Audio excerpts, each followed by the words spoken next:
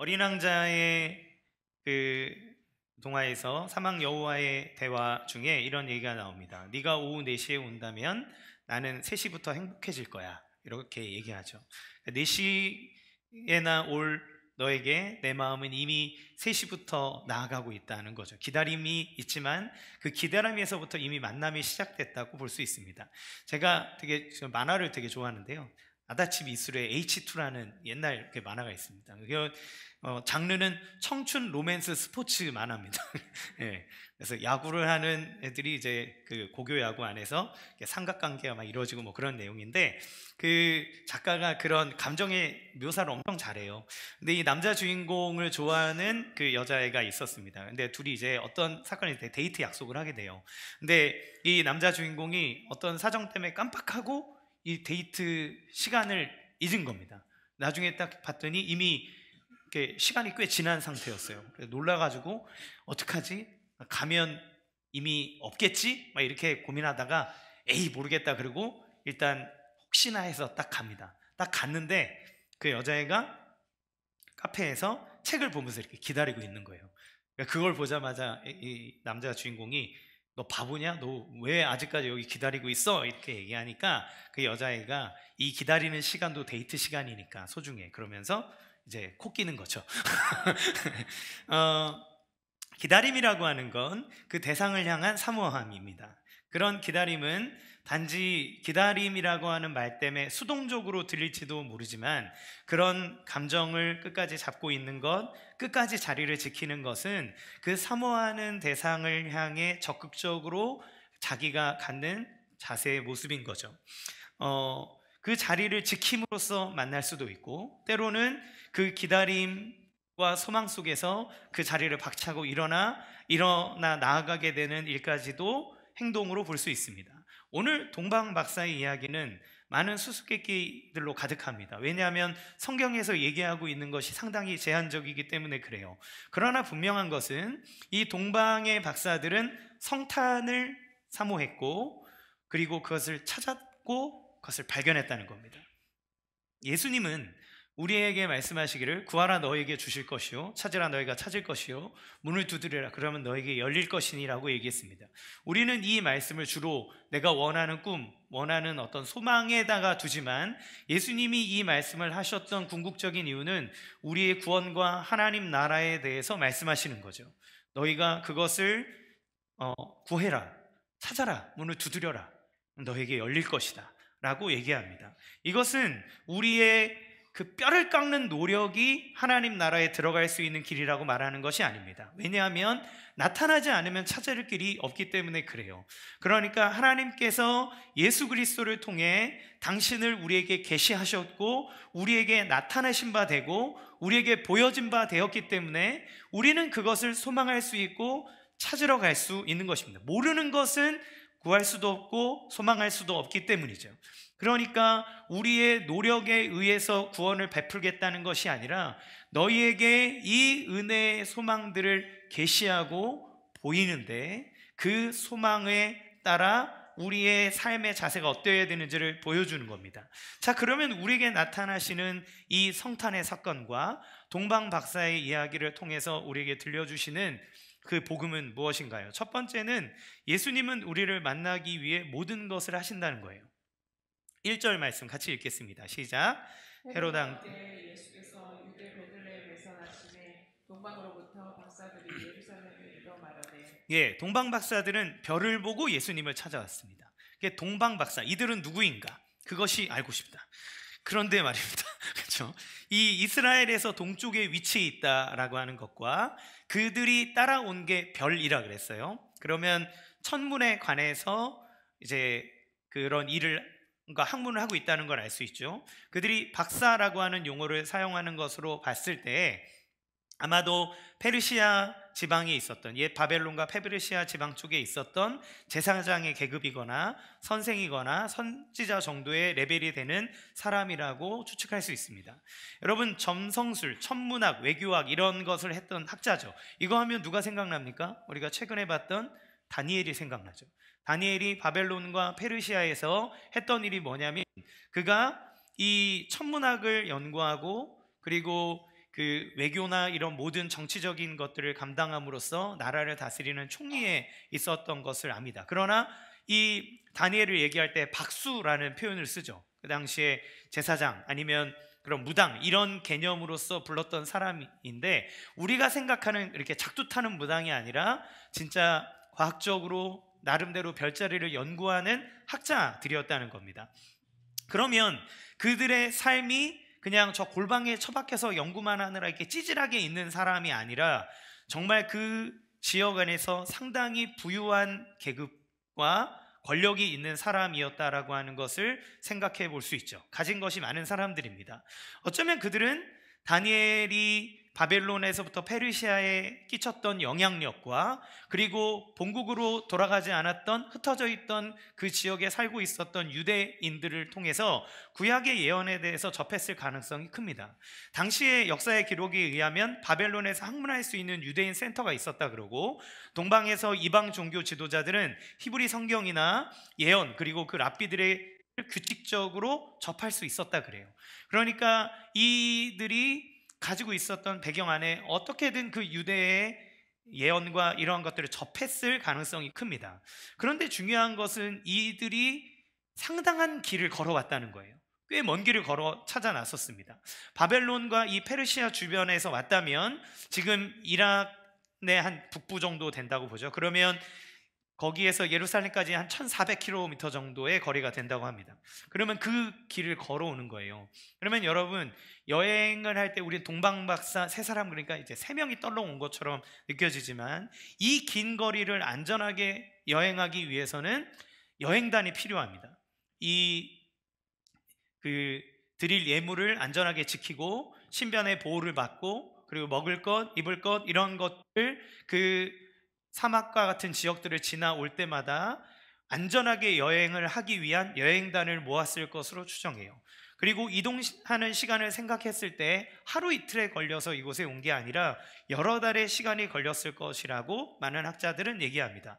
우리는 통상 동방박사가 황금과 유향과 모략의 이 세 예물을 드렸다는 것을 근거로 해서 동방박사 3명이라고 생각하지만 사실 성경에 3명이라고 기록되지는 않았습니다. 몇 명인지는 정확히 몰라요. 하지만 이 동방의 박사들을 비롯해 수많은 무리들이 여행단을 꾸려서 이곳까지 왔다라고 하는 것입니다. 그러면 이 여행은 되게 쉽게 결정할 수 있는 것이 아니죠. 상당히 많은 계획을 하고 고민을 하고 중요한 그리고 과감한 결단 속에서 이것을 해야 된다는 거예요. 그러면 그들이 여행한 이유는 무엇입니까? 2절에 보니까 유대인의 왕으로 나신 이가 어디에 있습니까? 라고 찾아옵니다. 그러니까 유대인의 왕으로 나신 이를 찾기 위해서 1400km가 되는 긴 거리를 걸어 이곳에 온 거죠. 먼 길을 시간을 들여 떠난 것을 보았을 때 아마 그들이 그 별을 봄과 그곳에 있었던 영향들 안에서 유대인의 왕이 태어나지만 이 유대인의 왕은 한 유대 지역에 국한되는 왕이라면 그 큰 나라들에서 여기까지 올 이유는 없습니다. 아마도 이들이 보았을 때도 이 별과 이 태어나는 유대인의 왕이라는 이가 메시아라고 불리는, 그러니까 우리가 생각하는 그 이상의 어떤 분이라고 하는 것을 알았으므로 그들은 그를 만나기를 사모했고 재정을 들여서 사람을 모아 긴 거리를 거쳐 여기까지 온 것이다 라고 우리는 생각해 볼 수 있죠. 그렇다면 그들은 그 왕을 간절히 사모했고 만나고 싶어하는 간절함을 가지고 있었다라고 생각할 수 있습니다. 그것이 없이는 이 먼 길을 걸어 여기까지 올 수 없기 때문이죠. 여러분, 그런데 놀라운 사실은 이들이 말씀을 쫓아온 것이 아니라 별을 쫓아왔다는 겁니다. 별. 성경은 점성술이나 다른 이방의 어떤 것들을 행하지 말라고 얘기합니다. 점을 치는 행위, 그렇다면 그 사람을 죽이라 그래요, 율법에는. 그런데 이 사람들은 점성술을 하는 사람들이에요. 하늘의 별을 보면서 세상의 이치들에 대해서 점을 치고 어떤 일이 일어날지를 생각하는 사람입니다. 그런데 하나님은 이 동방박사들이 있는 곳에서 간절히 왕을 사모하는 이들에게 별로 인도하는 거예요. 혀를 통해, 그리고 그들을 예수님에게까지 이끌어 주십니다. 여러분, 이게 무엇을 뜻할까요? 우리가 자칫 잘못 생각하면 성경이 점성술 이런 별자리를 인정하는구나 그러면서 물고기 자리 막 이런 거, 항아리 자리 이런 거 찾아다가 막 적용하고 이렇게 하면 안 되겠죠. 또 이것을 가지고 어떤 방법이 됐든 예수님께로 가기만 하면 된다라고 생각해서도 안 될 겁니다. 여기에서 말하는 중요한 포인트는 무엇입니까? 아무것도 모르는 이방인이라 할지라도 하나님을 갈망하고 하나님을 찾는, 그 하나님의 존재가 정확히 어떤 분인지 모르고 어떻게 그분에게 가야 되는지 알지 못하는 그들에게도 하나님은 그들을 이끌어 만나게 하신다는 거예요. 예레미야 29장 13절 같이 읽겠습니다. 시작. 너희가 온 마음으로 나를 구하면 나를 찾을 것이요 나를 만나리라. 하나님이 나를 구하라, 나를 찾을 것이다, 나를 만날 것이다 라고 얘기하죠. 우리는 어떻게 보면 올바른 믿음과 신앙만이 주님께로 이끌어간다 얘기하지만, 여러분 예수님을 만날 때를 한번 생각해 보십시오. 여러분이 진짜 예수님을 믿게 되는 어떤 계기들을 한번 생각해 보세요. 여러분이 복음을 완전하게 이해해서 예수님을 만나셨습니까? 여러분이 성경의 모든 원리들을 다 깨달음으로 예수님을 믿고 만나셨습니까? 아마 그렇지 않은 분들이 대부분일 겁니다. 믿고 나서, 그리고 난 다음에 성경을 통해 이런 의미가 있었구나 라고 하는 걸 깨닫게 되는 거죠.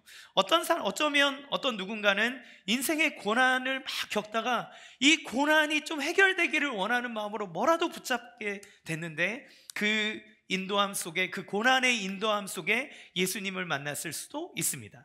어떤 사람은 진리를 막 탐구하는 과정 중에 뭐가 진리인가를 고민하다 보니 그 진리에 대한 학문의 길을 따라 예수님을 만나게 되는 때도 있습니다. 배너라고 하는 유명한 영화가 있죠. 사실 그게 소설이지 않습니까? 그 소설을 썼던 사람은 누군가에 의해서 부탁을 받습니다. 기독교를 비판하는 글을 써줬으면 좋겠다.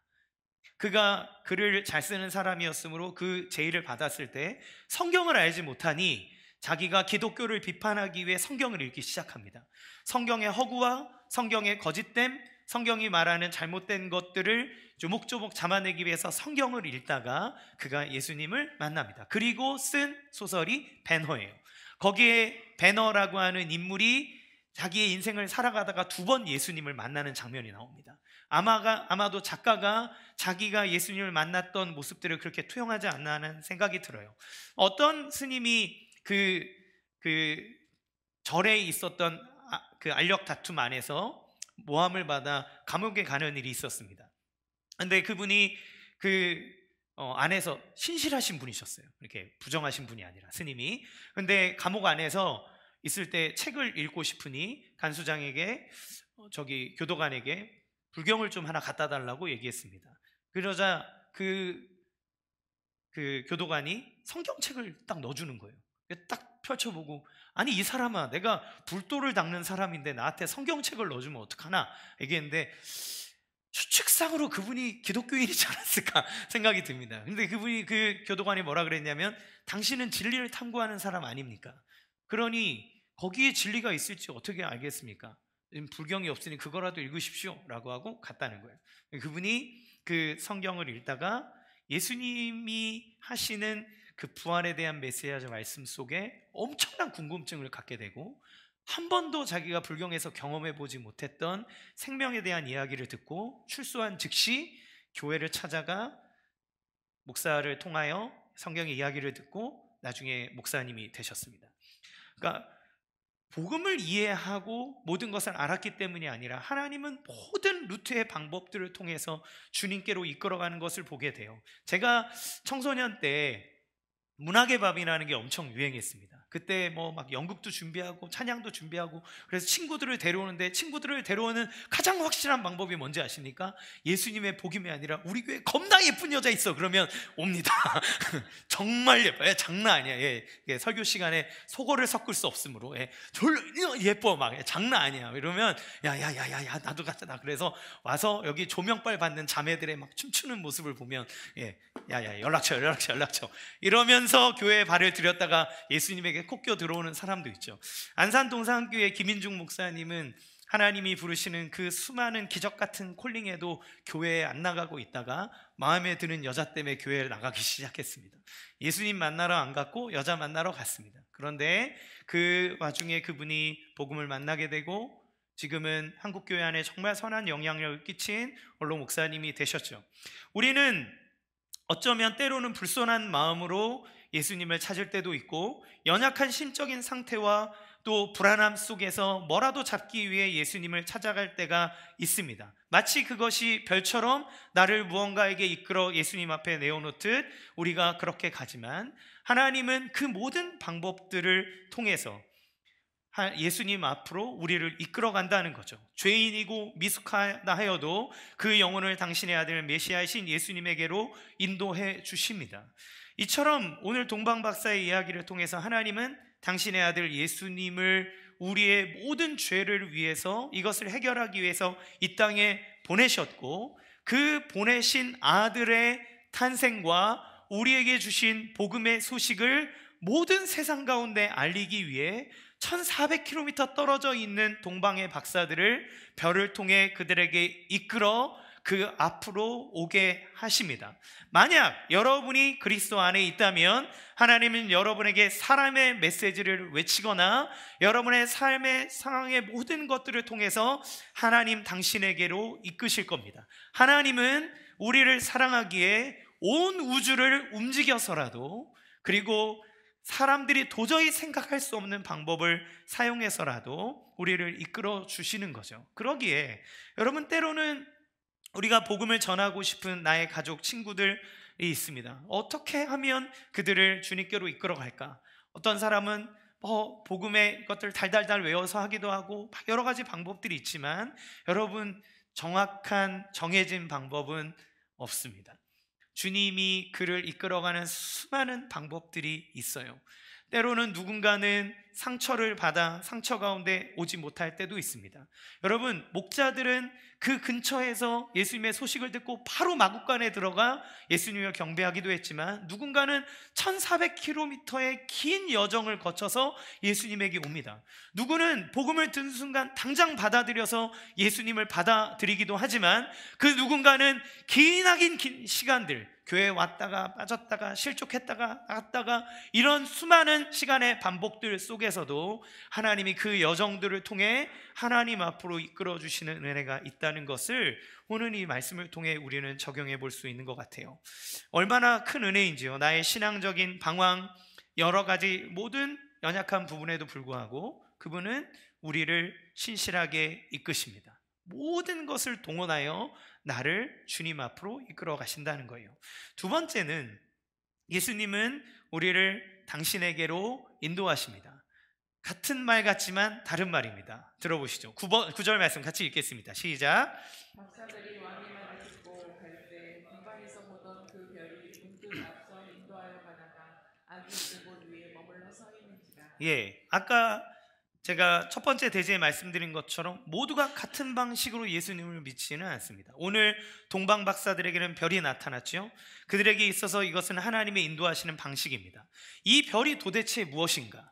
막 여러 가지 이야기 있지만 성경에서는 이거에 대한 정확한 근거를 얘기해 주지 않기 때문에 우리는 여러 가지를 추측해 볼 수 있습니다. 많은 학자들이 세 가지 견해를 얘기해요. 첫 번째는 이 당시에 있었던 해성이나 행성의 결합이든 간에 어떤 천문적인 그런 사건을 통해서 나타나는 별이다 라고 얘기하는 사람이 있고, 두 번째는 하나님이 예수님의 탄생을 알리기 위해 초자연적인 어떤 별의 현상을 이끌어서 한다는 거죠.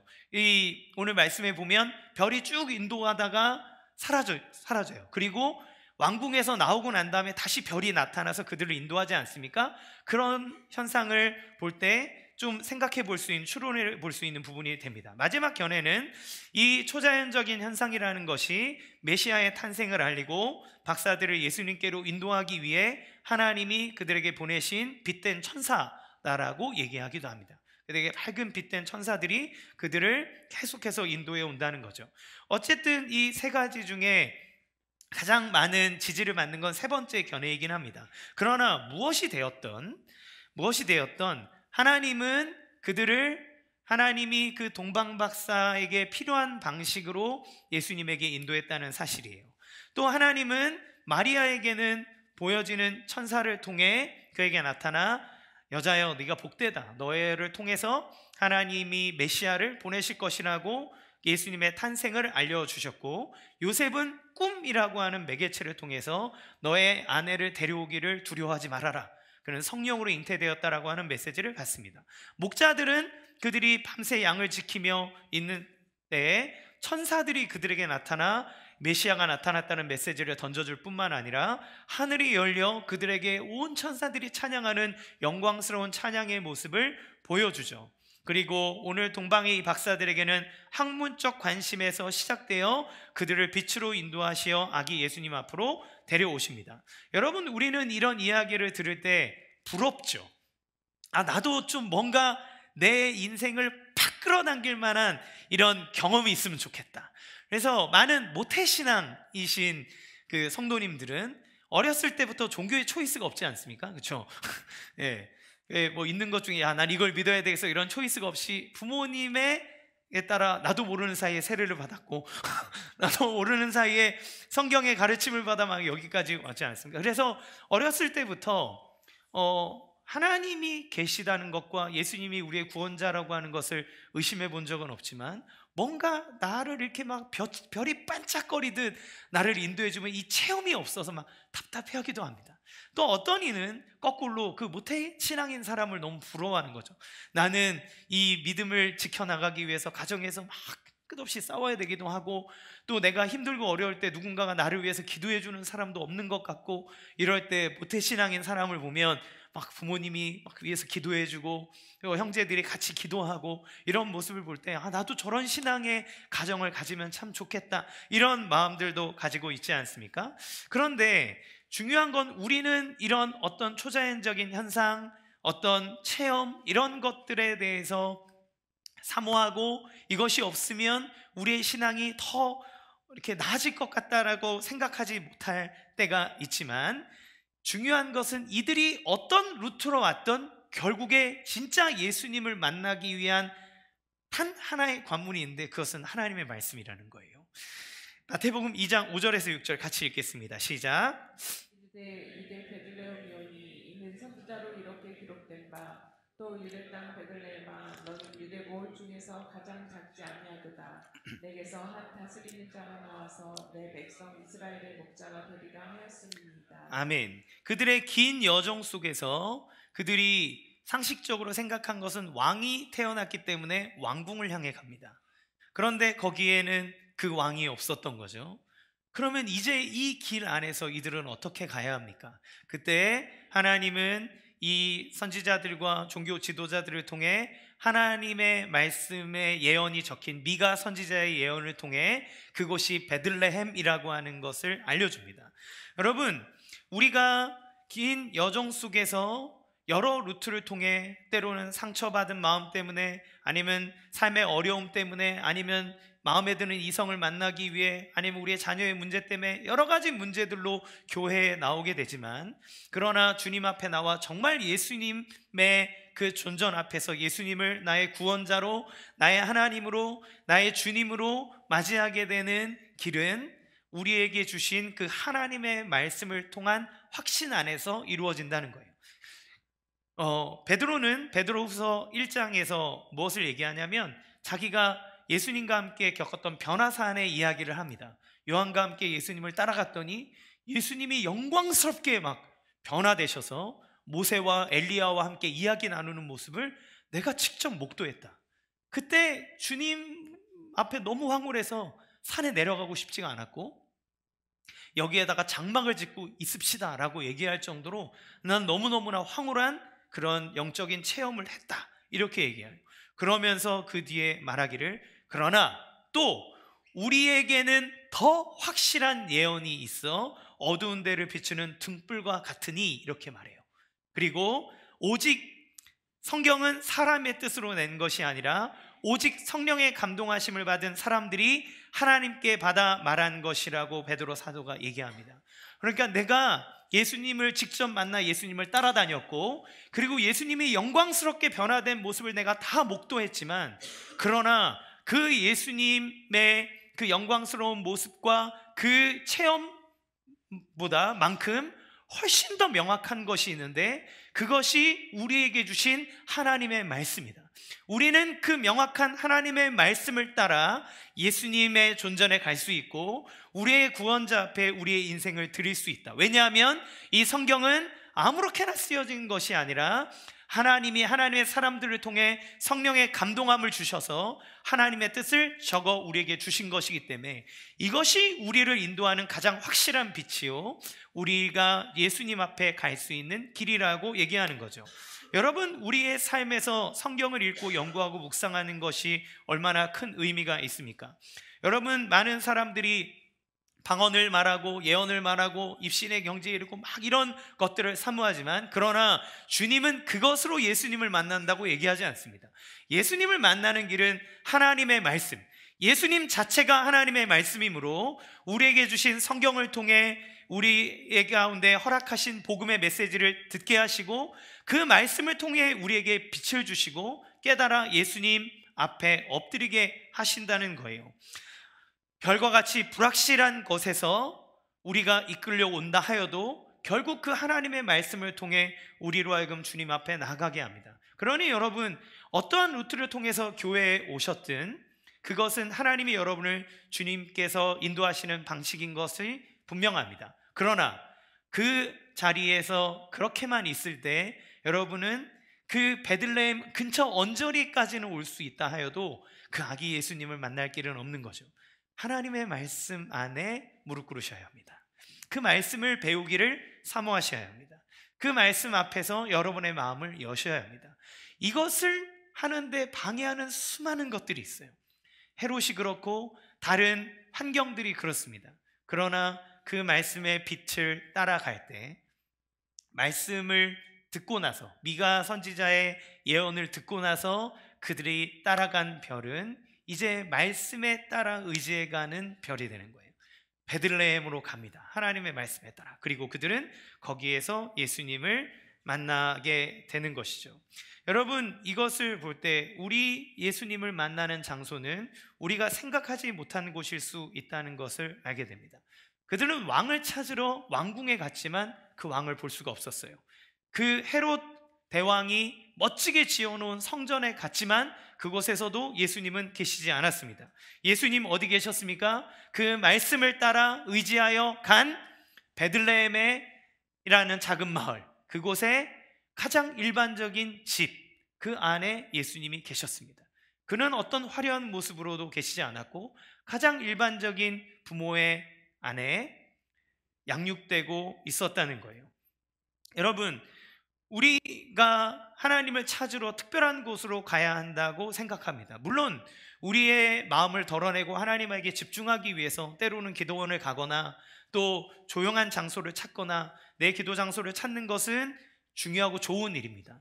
그러나 우리의 삶 속에서 꼭 교회 또 아니면 여러분이 가는 어떤 기도원에서만 예수님을 만나온다고 생각하지 마십시오.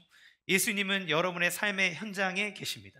여러분이 하나님의 말씀을 붙잡고 있는 그 삶의 현장에 예수님이 오시는 거예요. 여러분, 목자들은 자기가 양을 치는 곳에서 천사들의 메시지를 받아 마국간에서 예수님을 만났습니다.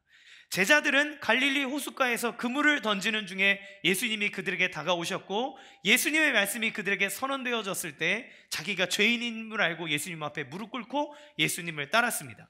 사마리아 여인은 물을 깃는, 자기가 늘 물 깃는 그 우물가에 그 시간에 갔을 때 예수님이 거기서 그 사마리아 여인을 기다리고 계셨고 예수님이 전해주시는 말씀을 통해 그분이 예수라고 하는 사실을 깨닫게 되었습니다.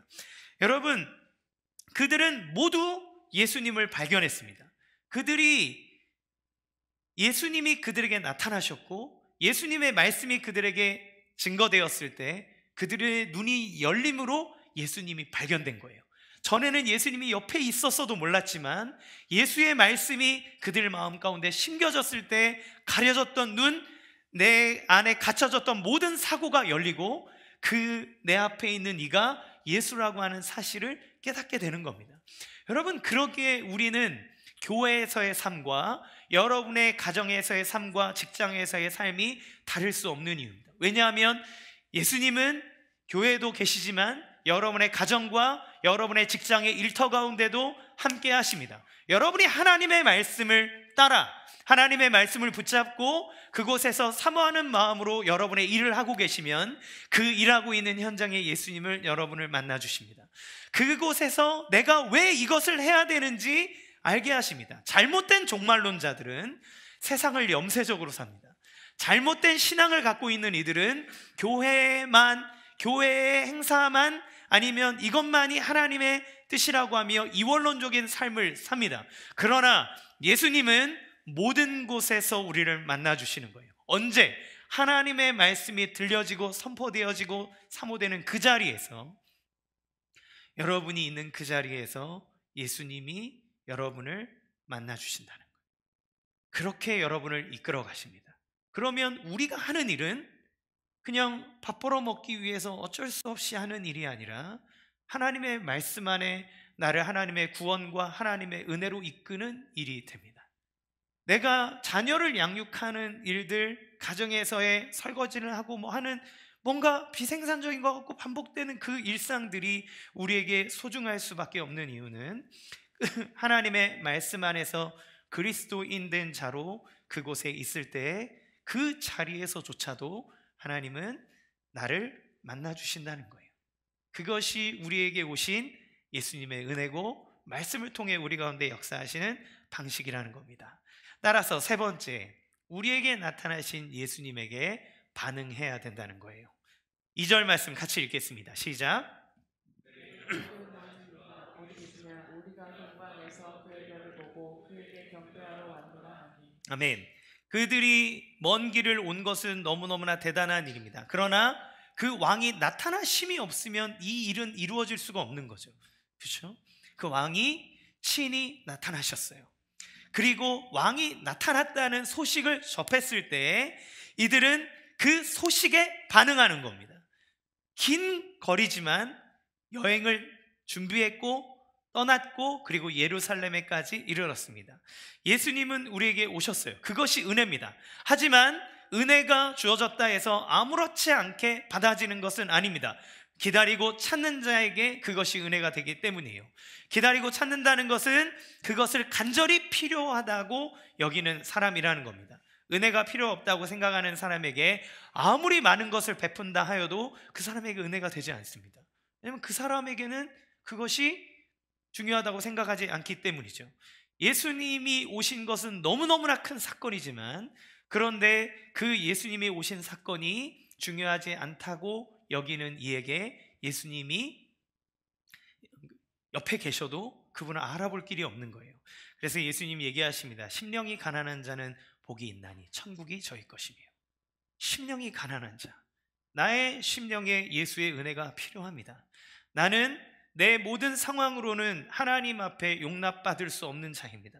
내가 모든 것을 다 가져봤어도 내 마음 안에 헛헛함이 있습니다. 내가 모든 것을 누려봤어도 그래도 내 마음속에 채워지지 않는 이 커다란 구멍이 있습니다. 이것을 고백한 것이 솔로몬의 전도서 아니겠습니까?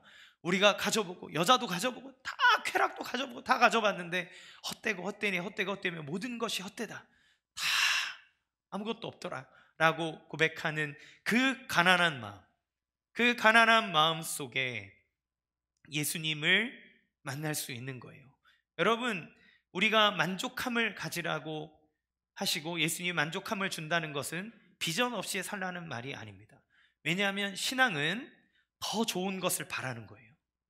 신앙은 다 받았으니 이제 뭐가 필요하겠어, 다 필요 없다, 이제 이러면 됐지, 이렇게 사는 게 건강한 신앙이 아닙니다.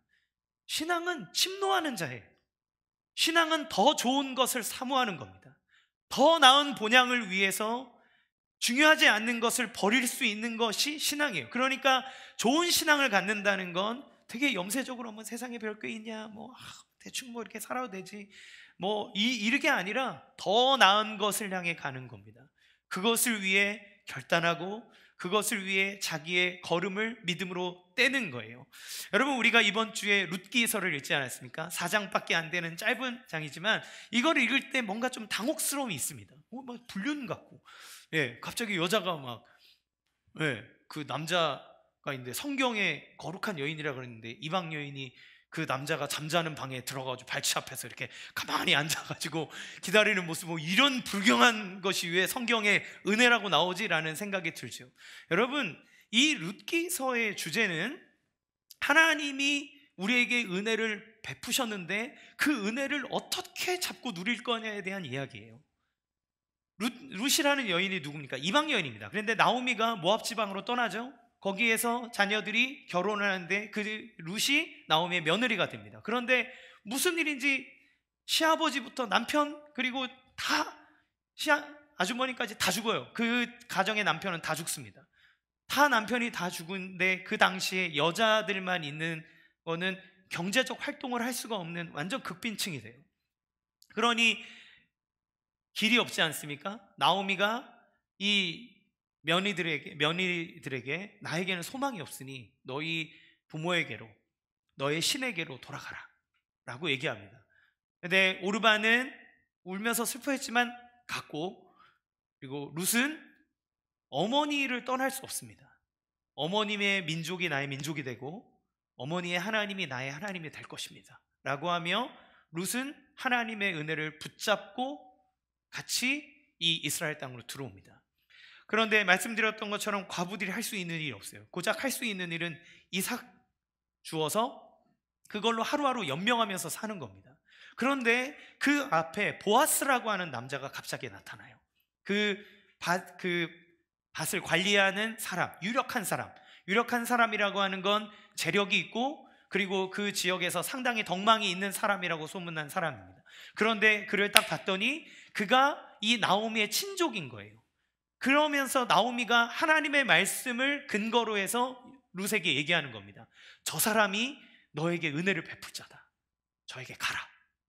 왜 그러냐면 이스라엘의 하나님께서 주시는 율법 중에 고엘이라는 법이 있습니다. 고엘이 뭐냐면 그 이스라엘은 땅은 하나님의 것이기 때문에 자기들이 막 사고 팔 수가 없어요.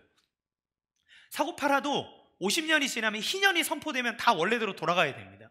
그런데 그 지파에게 할당된 땅이 있는데 그게 다른 지파로 가버리면 그 지파의 땅이 줄어들잖아요. 그래서 여자들한테 안 주는 거예요. 남자에게만 주는 겁니다. 땅을 지키기 위해서. 그래서 그렇게 돼 있는데 과부에게는 뭐가 없어요? 땅도 없고 돈도 없잖아요. 그렇죠? 그러니까 살아갈 길이 아예 없는 겁니다. 그럼 이 절망적인 상황을 속에 이들에게 살 수 있는 길은 땅이 생겨야 되고, 땅이 생기더라도 아들이 있어야 그 땅을 우리의 가문의 이름으로 계속 물려줄 수가 있는 거예요. 그러면 하나님이 이 두 가지 절망을 해결하기 위해서 어떤 제도를 두셨느냐? 고엘이라는 제도는 그 친족이나 형제가 그 사람의 땅을 대신 물어주는 겁니다. 그러니까 사람이 살다 보니 내 땅을 가지고 있지만 경제적인 어떤 어려움에 있어서 이게 팔려야 될 때가 있을 거 아니에요. 팔잖아요? 그러면 그 친족 중에 하나가 가서 그 땅을 사서 다시 주는 겁니다. 그리고 이 땅을 이어가는데 아들이 없으면 대신 아들을 낳도록 해주는 거예요. 어떻게 하냐면 예를 들어 형이 있습니다. 형이 결혼을 했는데 아들이 없는 상태로 죽어버렸어요. 그러면 여기 지금 대가 끊겼잖아요. 대가 끊기고 땅을 상속할 사람이 없어지면 이 땅이 둘째에게로 갑니다. 그런데 그 둘째가 형의 아내, 형수를 자기의 아내로 취해서 그 형수로 하여금 아들을 낳게 합니다. 그러면 그 아들이 그의 아버지, 그러니까 내 시지만 내 이름이 아니라 형의 이름으로 그 형의 땅을 상속받아 가도록 하는 거예요. 그러면 여러분, 고엘 땅을 물려주는 사람의 입장에서는 남는 게 뭐가 있습니까? 아무것도 없습니다. 내 이름도 안 남고 내 재산도 안 남습니다.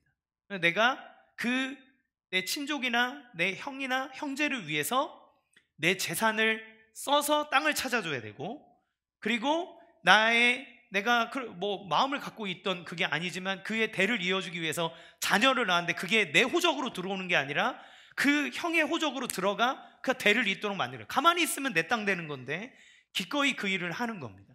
그러면 이 고해를 감당하는 사람은 정말 헌신되고 사람과 그 가문을 사랑하는 사람이 아니고서는 이 일을 할 수가 없겠죠.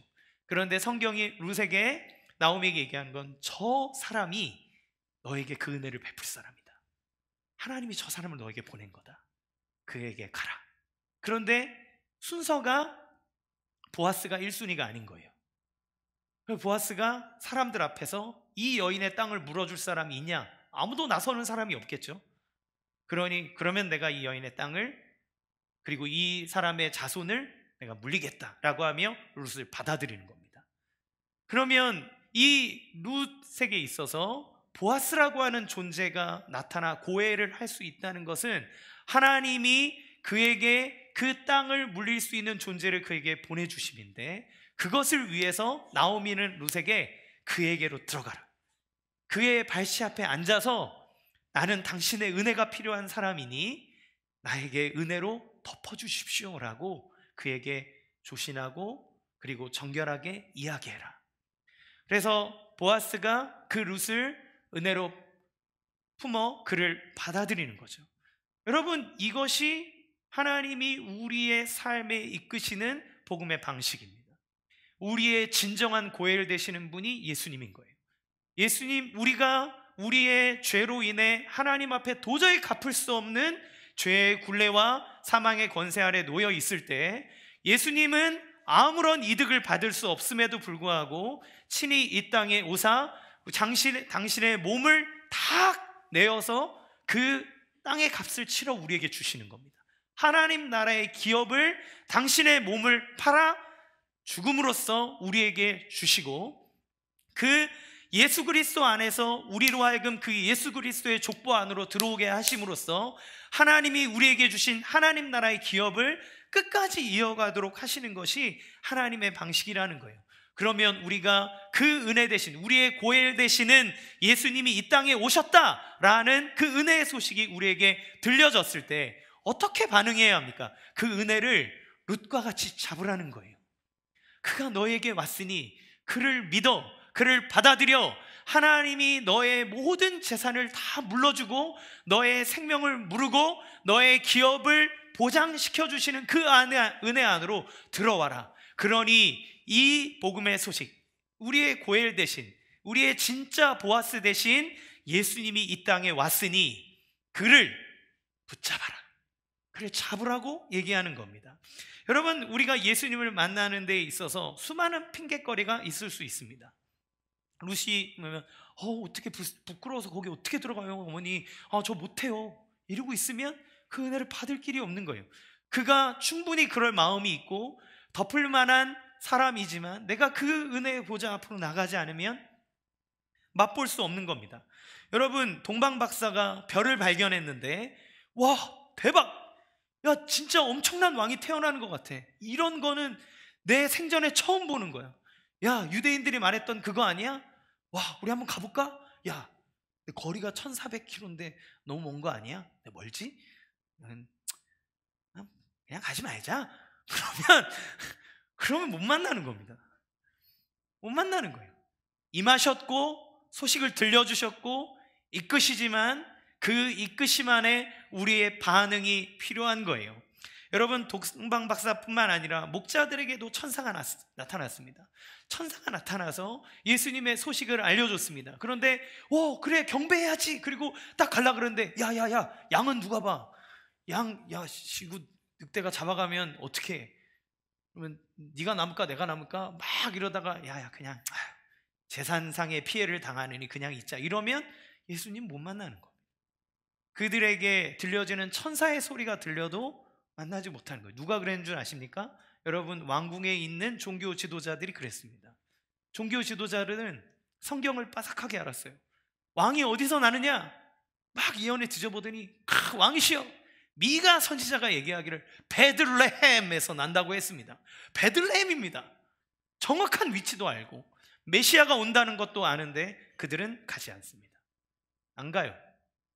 왜 안 갑니까? 지금 내 밥줄을 쥐고 있는 헤롯의 눈치를 보기 때문입니다. 그 헤롯이 날뛰는 이상 우리는 하나님 앞에 나아가지 못하는 거죠. 팀켈러 목사의 예수라는 책에 보면 이 동방 박사의 이야기를 두고 그가 설교하는 중간에 헤롯에 대한 이야기를 합니다. 그 헤롯, 왕을 죽여버리려고 하는 그 미쳐 날뛰는 헤롯을 우리의 인생에서 죽이지 않으면 우리는 예수님을 만날 길이 없다는 거예요. 우리가 예수님을 믿고 따라가지만 지금도 우리가 예수님 앞에 나가는데 방해하는 수많은 조건들이 있습니다. 여러분, 생업이 너무 바빠서 예수님을 찾지 못할 때가 있고, 내 몸이 굳이 이번에 또 꼭 그렇게 가야 돼? 라고 하는 그런 게으름 속에 1년, 2년, 하루 이틀, 1년, 2년 미루다가 10년 넘게 예배 드리지 못했던 사람들의 이야기들도 있습니다. 어떤 사람은 예수님을 믿고 싶긴 하지만 그러나 내가 더 좋아하는 그 무언가가 내 마음 가운데 자리 잡고 있기 때문에 하나님의 말씀에 순종하고 싶지 않으니, 그러니 예수님을 의도적으로 멀리하는 사람도 있습니다. 그래서 팀 켈러가 이렇게 얘기해요. 그 책에 당신의 마음속에 아직 하나님을 향한 분노와 저기가 잔재해 있음을 알아야 한다. 예수님을 믿고 있지만 우리는 죄인이기 때문에, 죄인이라고 하는 건 하나님과 이렇게 등져 있다는 거잖아요. 그러니까 그 하나님을 향해서 사랑하면서도 그 마음 한켠 어딘가에는 하나님을 배신하려고 하는 그런 우리의 마음이 있다는 겁니다. 아직 다 없어진 것이 아니다. 시간을 다해 우리가 완전한 육체와 완전 영혼으로 영화롭게 될 때까지는 여전히 그렇게 남아있다. 그러므로 그만큼 신자로서 성장과 기도에 우리가 훨씬 의지적으로 힘써야 한다.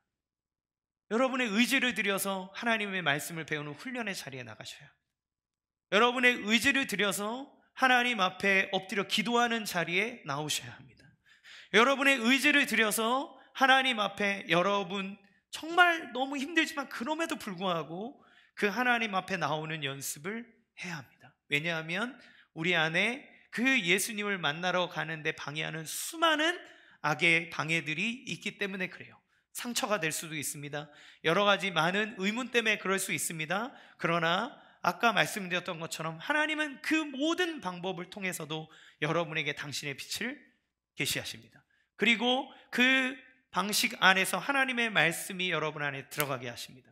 그리고 여러분 앞에 그 복음의 소식을 들려줌으로 우리로 하여금 너를 위해서 그 예수가 오셨다고 선언하십니다. 그러면 예수님은 하늘의 보좌를 버리고 오셨고 우리에게 소식을 전하셨으므로 그분이 베풀 수 있는 모든 은혜는 우리에게 잔치상 차려놓듯이 다 차려놓으신 거예요. 뭘 해야 됩니까? 숟가락을 들고 먹어야 됩니다. 숟가락을 듣고 맛을 봐야 합니다. 맛을 보지 않고는 할 수 없는 것이기에 우리는 그렇게 하는 거죠. 사랑하는 성도 여러분, 크리스마스입니다. 여러분 어떤 빛에 이끌려 살아가고 계십니까? 수많은 다른 빛들이 찬란하게 비치는 가운데 우리를 인도하는 진정한 하나님의 은혜의 빛 앞으로 나가기를 원합니다.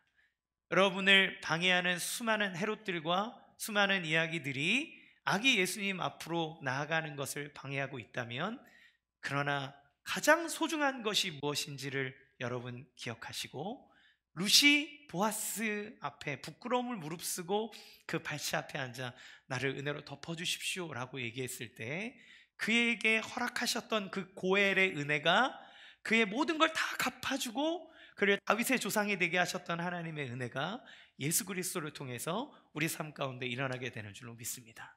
그 예수님이 우리에게 오셨습니다. 할렐루야. 우리는 그 소식을 들었습니다. 할렐루야. 그러면 남은 것은 우리의 반응입니다. 주 예수님 앞으로 나갑시다. 우리 같이 함께 찬양하겠습니다. 우리